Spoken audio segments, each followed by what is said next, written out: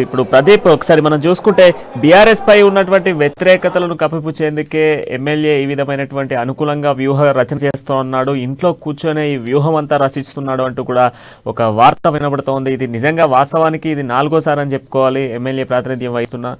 అయినప్పటికీ వ్యూహం రచించాల్సినటువంటి అవసరం ఏంటి? బీఆర్ఎస్కి ఉన్నటువంటి జగిత్యాలలో ఉన్నటువంటి పరిస్థితులు ఏంటి అసలు? అయితే ఇప్పటికే జడ్చర్ల మున్సిపాలిటీలో కౌన్సిలర్ల తీరు పట్ల కొంత అసంతృప్తి నెలకొంది. అయితే ఇది జడ్చర్లతో పాటు నియోజకవర్గంలో కూడా కొంత టిఆర్ఎస్ పార్టీకి వ్యతిరేక పవనాలు అయితే వీస్తున్నట్టు మనం చెప్పొచ్చు. అయితే ఈ కౌన్సిలర్ల తీరు అంటే కౌన్సిలర్లు రియల్ ఎస్టేట్ దందాలతో పాటు గ్రామ పంచాయతీకి సంబంధించిన 10% ల్యాండ్ కూడా కబ్జా చేస్తున్న ఆరోపణలు అయితే వినిపిస్తున్నాయి. అయితే ఈ నేపథ్యంలోని ఇవన్నీ తనకు అనుకూలంగా మార్చుకోవాలని దీన్ని ప్రజల్లోకి బాగా అంటే ఈ బీఆర్ఎస్ పార్టీపై బీఆర్ఎస్ పార్టీ కౌన్సిలర్లు కానీ కార్యకర్తలు కానీ అవలంబిస్తున్న తీరు పట్ల ప్రజల్లోకి బాగా గట్టిగా తీసుకెళ్లాలని అయితే చంద్రశేఖర్ ఈ తరుణంలో నిర్ణయించుకున్నారు. అయితే దాంట్లో భాగంగానే జడ్చర్ల నియోజకవర్గంలో ఎప్పుడూ లేనంతగా ప్రతిరోజు పర్యటనలు అయితే చేస్తున్నారు. ప్రతిరోజు ప్రజలకు అందుబాటులో ఉండి తాను కూడా జడ్చర్లో మరో 4వ సారి ఎమ్మెల్యేగా కొనసాగాలన్నట్టయితే కార్యకర్తల సంకేతాలు అయితే పంపిస్తున్నారు. అయితే దీంట్లో భాగంగానే సేవ చేయాలనే దృక్పథంతోనే వచ్చినట్టు.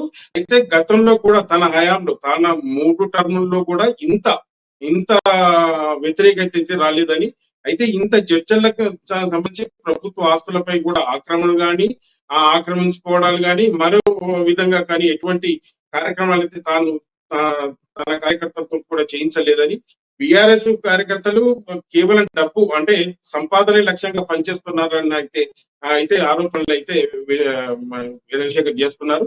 అయితే దాంట్లో భాగంగానే జడ్చర్ల నియోజకవర్గ హెడ్ క్వార్టర్ తో పాటు మండలాలు నవాపేట అయితేనేమి, బాలనగర్ అయితేనేమి, రాజాపూర్, మిర్చిల్ కూడా బీఆర్ఎస్ పార్టీ ఉన్న వ్యతిరేకతను ఈసారి సొమ్ము చేసుకుని 4వ సారి ఎమ్మెల్యేగా చర్చలకు ప్రాతినిధ్యం వహించాలన్నట్టయితే మనకు స్పష్టమైన సంకేతాలు అయితే కనిపిస్తున్నాయి. సిచ్యువేషన్ ఉందా ప్రదీప్?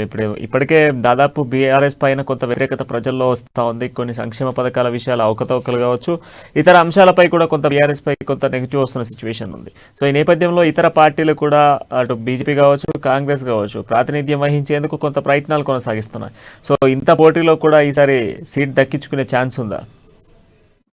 అయితే బీఆర్ఎస్ పార్టీ పై ఉన్న వ్యతిరేకతనే చంద్రశేఖర్ సొమ్ము చేసుకోవాలని అనుకుంటున్నారు. అయితే ఈ నేపథ్యంలోని అటు బీజేపీ వర్గపోరుతో బీజేపీ కొంత నియోజకవర్గంలో నష్టపోయిన సందర్భాలు అయితే ఉన్నాయి. ఇప్పటికీ కూడా బీజేపీలో 3 వర్గాలు చర్చల్లో తిష్ట వేసి కూర్చున్నాయి. అంటే ఎవరికి వారి ఏమన్నా తీరే అన్న చందంగా అయితే బీజేపీ పార్టీ ఉంది.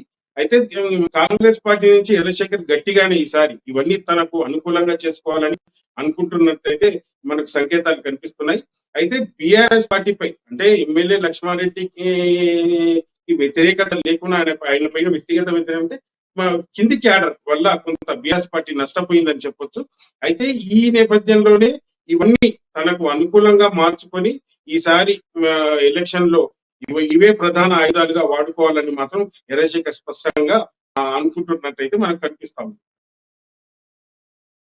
దిశానిర్దేశం చేశారు స్థానికంగా ఉన్నటువంటి ఎమ్మెల్యేలకు. వారందరూ కూడా బీఆర్ఎస్ పార్టీ అమలు చేస్తున్నటువంటి సంక్షేమ పథకాలు కావచ్చు, అదేవిధంగా ఇప్పటి వరకు అమల్లో ఉన్నటువంటి పథకాలన్నింటినీ కూడా ప్రజలకు అందజేయాలి, దాంతోపాటు ప్రజలకు ఎక్స్ప్లెయిన్ చేయాలి అంటూ కూడా చెప్తా ఉన్నారు.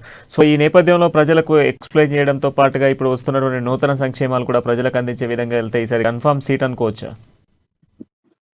అయితే 100% గా ఈసారి కన్ఫామ్ అయితే చెప్పలేం కానీ పోటీ అయితే గట్టిగా ఉండొచ్చు అన్నది స్పష్టమైన ఇక్కడున్న పరిస్థితి.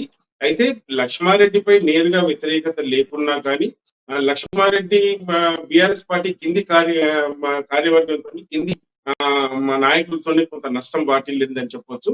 అయితే లక్ష్మారెడ్డి అభివృద్ధి పరంగా జడ్చర్ల నియోజకవర్గంలో కొంత అభివృద్ధి పరంగా ఎప్పుడు లేనంత అభివృద్ధి అయితే చేసింది అయితే వాస్తవం.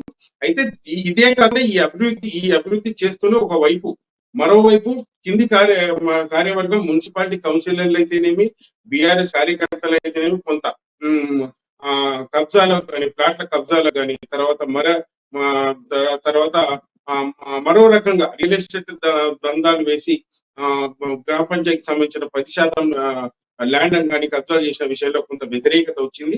అయితే ఈ వ్యతిరేకత రాను రాను ఎక్కువ అవుతూ పోతుంది, కానీ దీన్ని సవరించాల్సింది పోయి పట్టించుకోలేదన్న విమర్శలు అయితే వెల్లువెత్తున్నాయి. దీన్నే వీరశేఖర్ ఈసారి తన ప్రధాన అస్త్రాలుగా ప్రజల్లోకి తీసుకెళ్లి ఈ బీఆర్ఎస్ పై ఉన్న వ్యతిరేకతను సొమ్ము చేసుకోవాలని మాత్రం స్పష్టంగా అనుకుంటున్నట్టయితే మనకు కనిపిస్తాం.